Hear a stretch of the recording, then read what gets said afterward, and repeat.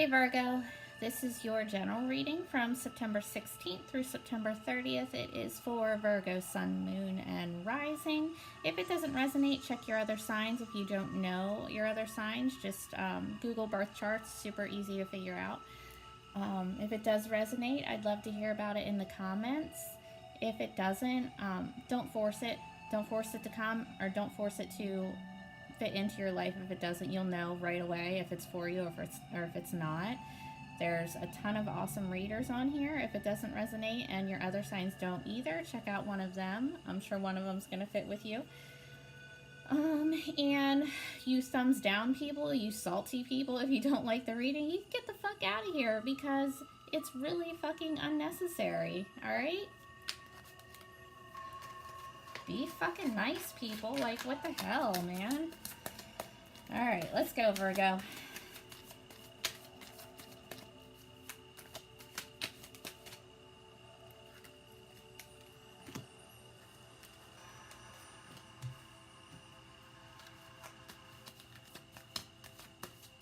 Virgo, your personal readings are still only $25 for the remainder of your season. FYI, if you need a personal.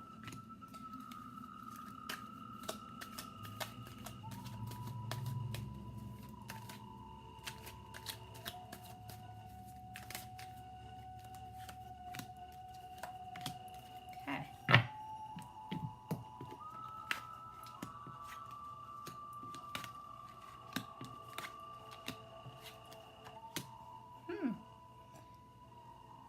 Three major arcana, guys. Alright, so you're crowning. You have the Three of Pentacles. This is Earth energy. This is your energy as well as Taurus Capricorn. So Three of Pentacles is teamwork, working together, you know, building with other people. If this is job related, I'm going to say it's job related because it's Pentacles. It's stability. It's, you know, building a stable, whatever it is. Home life, work life, whatever. I don't see anything love related in this reading so far. I'll let you know if I do, but it is a general, so we're just going to see what comes out. So far, you have this. It's a teamwork collaboration, right? In your recent past, you have the Fool reversed. Could be an Aries in your past. If not, there was a new beginning. You had the opportunity to take a leap of faith, just kind of jump right into a new beginning, not really thinking ahead, and you chose not to, okay? Not good or bad, it's just a decision that you made. Now, in your present, you have the Hermit, which is your card, Virgo. This is Virgo. So it's exactly what it says it is. It's hermit mode. It's being reclusive. It's taking time for yourself to process whatever's going on in your life. You know, just taking a time out, figuring yourself out, figuring out what's in your head. Nothing wrong with that. Okay, so now in your immediate future, you have the reverse Page of Wands. This could mean a couple things depending on which direction this reading is going for you. So I'm going to go through what it pertains to as far as, you know, love, jobs, whatever, everything in your life. Okay, so pages. Pages can be kids, right? So you could have, say, a fire sign kid in your life that might not be doing so well with it in reversed. Okay, maybe kind of bratty, having some issues, whatever. If it doesn't represent a kid for you, it could represent just a younger, really immature person.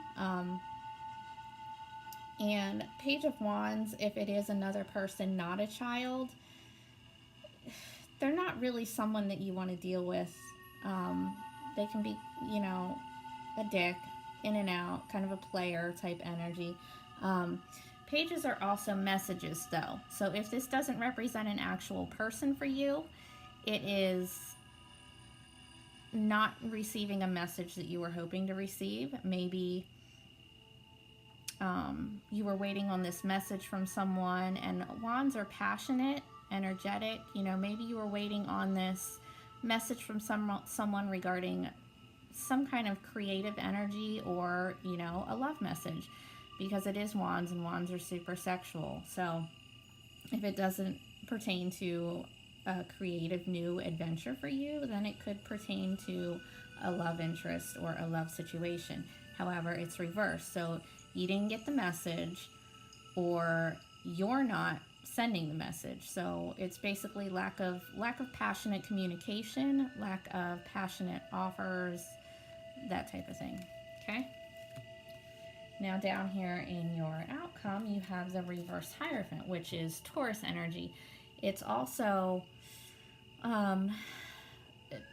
it's a card of tradition, religious beliefs, religious factors, traditional values, commitment, that type thing. So with it being reversed, there may be a lack of commitment, and doesn't have to be a lack of commitment as far as relationships. It could be, say, a lack of commitment towards anything in your life, your job, your relationship, whatever. Lack of commitment, or you're questioning your religious beliefs, maybe having a little bit of confusion with spiritual values, you know, going against tradition. And there's nothing wrong with that either. You know, do whatever feels right to you. All right, let's clarify. So let's clarify the Three of Pentacles for you up in your crowning. What is this teamwork, this collaboration? I don't see this as a love reading yet, but if you feel like it pertains to love for you, then I would be careful about the Three of Pentacles, as it could indicate a third-party situation. So I don't feel that, but if you do, just keep an eye on that. All right, so now I feel that even less. So your Three of Pentacles is clarified by Temperance. So it's a Sagittarius card. You could be working with a Sagittarius, you know, some kind of whatever it is that you have going on that you're working with a Sagittarius in. Otherwise, it's balance. So you're working with other people, and it's keeping you balanced. So say you have some kind of project that you're working on, and if you were doing it on your own, your life would be out of balance because you would have too much shit to do. So by working together, by working with other people, you stay in balance. Okay? All right, let's clarify the Hermit in your present. Why are you hermiting right now, Virgo? Nothing wrong with hermiting. I probably do that most of my life, but let's see why you're doing it right now. Okay, I see. All right, it's clarified by the Nine of Pentacles in reverse. So you may be feeling unstable currently, kind of dependent, and that might be why you have this Three of Pentacles up in your crowning with balance. So in order to achieve balance, you have to work with other people. Now, I'm not saying that always, but for your particular situation at this point in time, that's the way it looks. So that may have you feeling like you can't be independent with the reverse Nine of Pentacles. You might be feeling, you know, kind of shitty, like, oh, I have to depend on other people to make this shit work. And it has you kind of, you know, hermiting, like, fuck, you know, I thought I could do this by myself, and I can't do this by myself. I have to have other people's help, right? Don't feel shitty about that. Everybody needs help sometimes, okay? There's nothing wrong with that.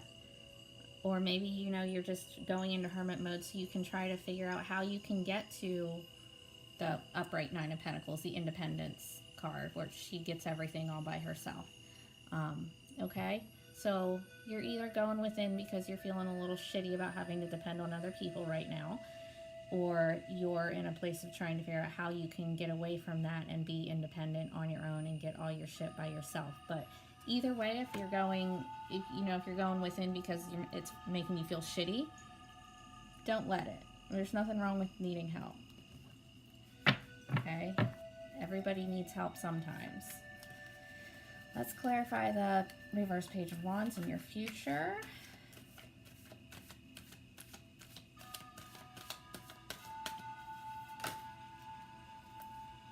Oh, okay. So, now, with this reverse Page of Wands, this is not getting a message, not getting a passionate message, or not sending one, you know, not connecting with somebody passionately, right? But this Page of Wands, if this is a person for you and it's not a kid, then it's not somebody you really want to be dealing with anyway. So there's no reason to message this person or pay attention to this person's messages, because they don't mean shit, really. Like, they don't. It's just whatever. They're too immature to have actual emotion, and it's just bullshit that you don't need, right? So you're not dealing with this shit. They're either not coming towards you, which is good, or you're not accepting their messages. Either way, good. You don't want them. And by not doing that, you have the Sun. Yay! Happiest little card in the deck, okay? This is ultimate happiness. This is clarity. This is exactly where you want to be in your future. So that's awesome. So whenever this person comes in, and maybe send you some message, or you come across this person that you think is super fucking hot, whatever, disregard them. Completely disregard them. I'm telling you, they're not worth it. They're immature. And if it has to do with some kind of new job or something, just pay attention. Pay attention to exactly what the job is, what you're doing, because whatever this action is coming in, that's not where you want to be. So it's reversed because you're not going for it, or they're not coming towards you, but it's okay. It's good because you have the Sun. All right. Let's clarify the reverse Hierophant and your outcome. And this one wants to come out already. And this one with it. So I'm just going to take them. Oh, okay. So it's clarified by the Five of Swords first, right? I got two that came out. Five of Swords is conflict. Petty conflict, like conversation-wise, right? Swords of communication. It's air energy. Gemini, Libra, Aquarius. Doesn't mean that you're dealing with one of those, but it's petty conflict, like arguing. Like, just stupid, petty, harsh criticism, you know, could be like via text, social media, whatever. It's just really harsh, like stupid, petty arguments. I don't even know how many more times I can say it. It's just petty conflict, okay? So you have this lack of commitment and this petty conflict, whatever. So somebody's not happy there about some kind of lack of commitment, or maybe you're arguing with someone over like traditional beliefs, religious beliefs. Maybe you and someone else are not on the same wavelength as far as that, and that's okay. You don't have to be. You do you. But after that comes the Hangman. So kind of like the Hermit, you're just kind of hanging out, just kind of being indifferent, you know, whatever. I'm just gonna watch and see what happens. Okay? Nothing wrong with that either. All right, time to pull your Mother Mary, and this is where I read to you because it's a new deck and I don't know it by heart, and I'm not going to know it by heart anytime soon. So I'm going to have to keep reading from the book. If that's not okay with you, then don't finish watching the reading.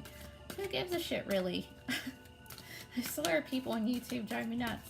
Some of these people on here are really awesome, and some of them, I don't even know what they do with their whole day, that they have to just be on here being assholes to people. Either way, these cards are awesome, and if you want to stick around, they usually are on point with the rest of the reading. So, here goes. Alright, you got Our Lady of Innocence. Alright, here we go.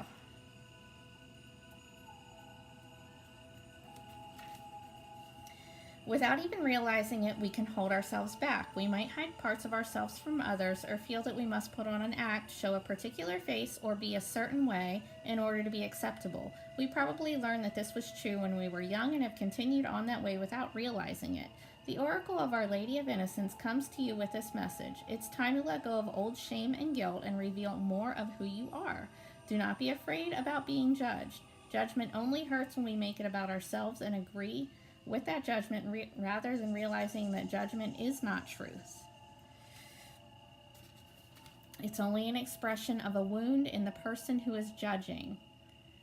We are innately innocent and pure of heart. She asks us to hold compassion for the mistakes we have made in our lives because we did the best we could, even if sometimes that wasn't as skillful as we would have liked. When we receive this reminder, we are much less likely to fall into the trap of judging ourselves. From that place of self-acceptance and regard, we can be open to others with acceptance and unconditional regard also. If another does judge us, we realize that this is because they cannot love themselves unconditionally, so they are unable to love anyone else in that way. We can hold a place of acceptance for them and what they are learning without being brought down by their wounding. The Oracle of Our Lady of Innocence also has a message for those of us that are wanting to take a further step on the path, perhaps branching out into healing or creative self-expression, acting on new opportunities, or considering a new relationship, for example. She tells us that we are worthy. She reminds us that we do not have fear, that we are not enough, and that there is nothing to hide.